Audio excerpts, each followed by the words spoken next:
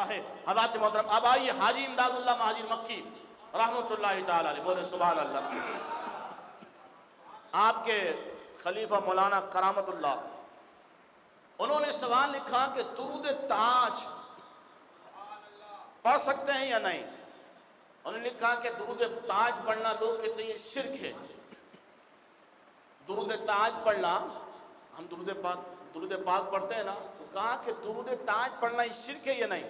آپ نے جواب کے اندر 300 احادیث طیبہ کا ریفرنس دیا۔ کتنے؟ 300 حدیث، حضور کا فرمان، فرمایا بالکل جائز ہے۔ 300 احادیث طیبہ کا دلائل دے کر آپ نے لکھا کہ درود تاج پڑھنا بالکل جائز ہے۔ اسی طریقے سے لوگوں نے کہا افضل المرسلین، امام الانبیاء رسولوں سے بھی اعلیٰ اور افضل ہے۔